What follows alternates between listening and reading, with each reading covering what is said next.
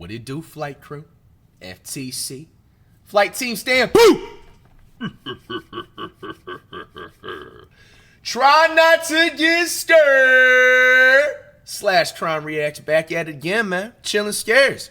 We got top 5 disturbing crimes caught on Google Street View. Now, I'm pretty sure this is probably like part 4 or part 5 out of all the Google Street Views we had reacted to before. We'll figure out when we edit the video, man. You out there doing that dirt, man, stop while you ahead, bro. You see the technology, man. You can get caught on Google Street View. All right? That should tell you all you need to know about. Find you something that you're passionate about, man, and keep it pushing. Some of y'all are also lying to me, man. Some of y'all said that y'all were going to stop all the way back in January, and here we are sitting here in June, and you still doing that same thing. You let me down, man. Don't do that. Flights_Curry Swirl with another top 25 gifted tier. Let's shit it out. Not so long. In October 2024, a Google Street View car captured what looked like the aftermath of a horrific crime in the small Spanish town of Tahueco. It captured a man loading a large white bag into the trunk of his car. Now, this easily could have had an innocent explanation. However, many noted that the bag's shape looked a lot like a human body. It definitely does. And unfortunately, that is exactly what it turned out to be.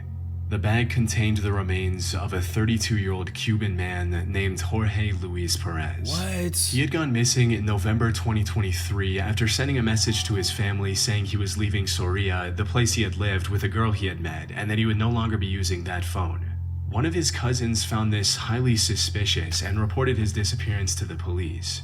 However, despite the investigators' best efforts, they were unable to find any clues that could help them find Jorge. There were no witnesses or any surveillance footage that could point them in the right direction. Wow. Man. So the case went cold for months. Or at least until one of the investigators came across the Google Street View images in November 2024. Coincidentally, the Street View car had also captured the same man carrying the white plastic bag in a wheelbarrow on the way to his car. What? These images proved to be the final piece in solving the mystery of Jorge's disappearance. They were able to narrow down the list of potential suspects by tracing the vehicle back to its owner, a 48-year-old Tahueco resident named Manuel Isla Gallardo, who worked at the town hall in the neighboring town. However, Manuel had no prior history of violence or any other illegal activity, making it difficult for the authorities to arrest him without any solid evidence. But after tapping his phone and trailing him for a couple of weeks, the investigators uncovered the connection they were looking for. Got him. He was in a relationship with Jorge's partner. And as later investigation would reveal, Manuel and this partner kidnapped and later killed Jorge because of this love triangle. What? Damn, bro. Y'all gotta be careful out there with these relationships, bro. What? This dude is up here clapping this dude's girlfriend, bro. And then took him out. Put him in the trunk? Bro. Woman devious, bro. And I guarantee you she definitely like set all that up too, man. R.I.P. to Jorge and his family, man. They likely would have gotten away with it as well if not for the Street View images, a discovery that was nothing short of a miracle.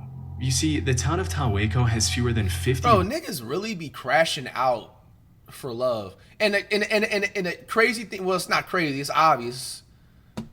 When whatever they do to the dude that killed Jorge, bro, after about 3 months, bro, she's leaving you and bouncing on somebody else.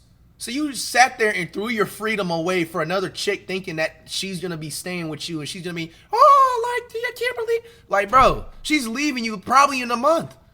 Residents, so there were no eyewitnesses to Manuel putting Jorge in his car. Additionally, the Google Street View car just so happened to be driving through Tahueco for the first time in 15 years. What? Both Manuel and his partner were arrested on November 11th after investigators found more evidence linking them to Jorge's disappearance in their home. Their arrest also led to the discovery of Jorge's remains in a cemetery about 15 minutes from where the Google Street View images were captured, finally bringing closure to his tragic case. What are their punishment? What's their punishment? He probably didn't get the info on it. That's crazy. In December 2018, the Brisbane Police Department... Man, when y'all get in relationships, bro, it's really important right from the get-go to do as much research as you can. You know what I'm saying? This goes for both, you know what I'm saying, ladies and gentlemen. Bro, you gotta ask them, bro, how were your last 3 or 5 exes? Do you currently have any stalkers? Like, you know what I'm saying, check their mental history. Were they ever put into some type of like something, man? And in Australia, I guarantee you there was probably like one red flag or something in there. Like the missing person report regarding 46-year-old Priscilla Bruton. BBL Grady, that's a crazy name. Thanks for the raid. Beauty queen who moved to Australia with her daughter back in 2013 to start a new life. Josh, Things what up? were going well for Priscilla. However, during the latter half of 2018, she stopped posting on social media and completely cut off communication with her friends and family back in the US. After months of silence, one of her friends contacted the police, sparking an investigation into her disappearance. But she was nowhere to be found. She was last seen at the house of her boyfriend, Mark Waden, who she met during a Zumba class in 2017. However, when questioned, Mark claimed that they had actually broken up back in June 2018. He also suggested that she went missing on purpose to avoid immigration, since she was apparently overstaying her visa by that point. But this wasn't enough to convince the investigators of his innocence, as they also found Priscilla's car just 11 miles from his home. With no other leads, police began to consider the possibility of a potential homicide, and that's where they made a grim discovery. Priscilla was, without a doubt, dead. Even more shockingly, she was buried in Mark's front yard. Cadaver dogs helped pinpoint her exact burial location near the home's entrance, prompting an excavation to recover her remains on June 8th, Bro, what type of sick weirdo you have to do to unalive somebody and then bury them in your front yard? Like, bro. 2019. However, while the investigators did find some evidence from the dig site, most of the body was completely missing, which didn't seem to make any sense. As it turned out, Mark caught wind of the upcoming excavation in May, hired a construction crew to dig up the area with Priscilla's remains, and transported it to an unknown location with a trailer. What he didn't know, however, was that his crime had been captured on camera long before the investigation ever began. Dumbass. In August 2018, a Google Street View car mapped the Bracken Ridge area around Mark's home. And as it passed in front of his property, it captured what appears to be the very grave he dug for Priscilla, right where she was eventually buried. It even showed the trailer he would later use to hide the evidence. That's crazy. This, combined with testimonies from neighbors who saw him digging in the yard at unusual hours, made it impossible for him to play dumb and get away with his crime. He was finally arrested on the 13th of June and is currently awaiting sentencing while under house arrest. Wow. Weird ass nigga, man. Sometime in 2018, Google updated the street view in the Ecatepec de Morelos municipality in Mexico.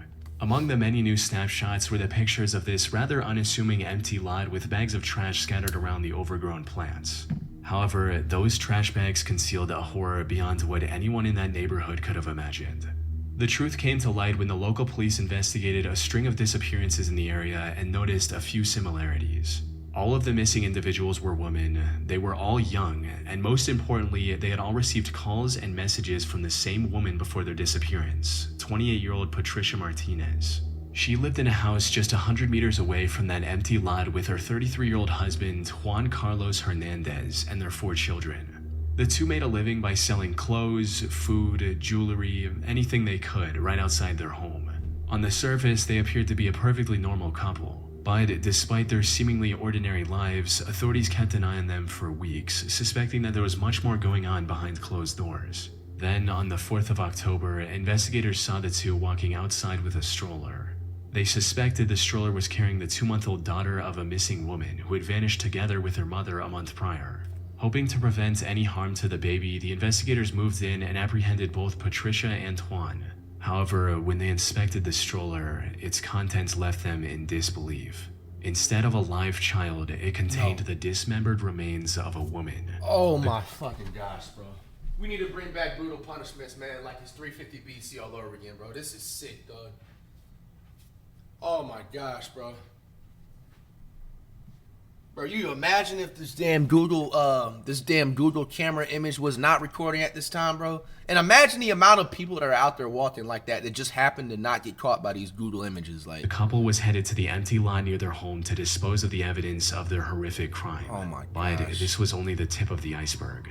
As the cops searched their home, they discovered dozens of dismembered human remains stored in their fridge. Oh my gosh, bro. What? Like, there's no way they're real humans, dog. Like, this is just somebody that had snuck on Earth. There's no way this, bro, in a refrigerator, dismembered bodies, bro. Like, this just sounds like something taken straight out of a horror movie. This is disgusting. Wrapped in plastic bags and some encased in cement. The cement bags in their home also matched the ones that were scattered throughout the empty lot seen on Google Street View. Soon after their arrest, Juan admitted to everything and revealed the true extent of their gruesome crimes.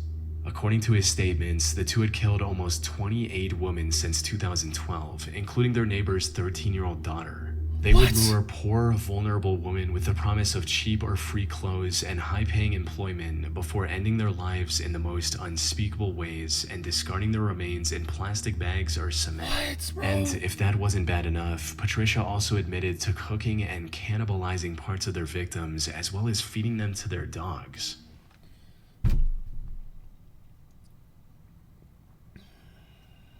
Bro.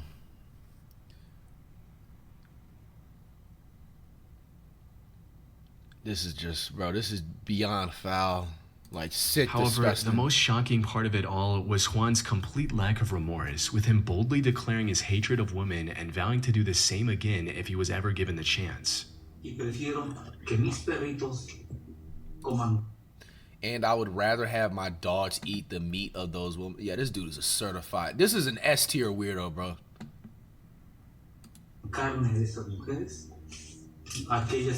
And I let them continue to breathe my oxygen, like.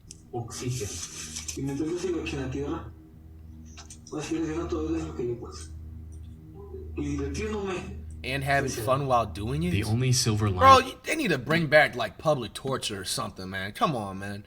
Just sentencing these people is just not enough. In this entire case is that the baby was unharmed. They had actually sold it to another couple for 15,000 pesos, or about $770. These buyers were later arrested and the baby was rescued safely. What? Hold on, did I hear that right? They had actually sold it to another couple for 15,000 pesos, or about $770. They took somebody else's baby, then sold it for $770. These buyers were later arrested and the baby was rescued safely. First of all, like, the buyers, like, you're weird as fuck too, like. What is people As for Juan and bro? Patricia, they were sentenced to nearly 350 years behind bars, where they remain to this day. Hey, 350 years, shit. Justice was served. If you go to this location in Barron, Wisconsin on Google... Low key, not enough low key. They need to be, publicly tortured or something for all that gruesome shit. But hey, they not gonna smell fresh air again, bro. Street View, you will see cop cars and police tape surrounding this residence. On October 16th, 2018, this Street View car captured the aftermath of one of the most monstrous crimes in Wisconsin's recent history. It happened a day earlier when the 21-year-old Jake Thomas Patterson knocked on the Kloss residence at around 12:50 a.m. and claimed to be a cop. James Kloss came to the door and demanded to see Jake's badge before opening the door. In a fit of rage, Jake raised the shotgun he'd brought with him and shot James through the door. He then fired another shot to break the lock and enter the house. Meanwhile, Denise Kloss locked herself and her 13-year-old daughter Jamie in the bathroom and made this disturbing 911 call. County 911, where is your husband? Somebody I just want from. Hello? Somebody.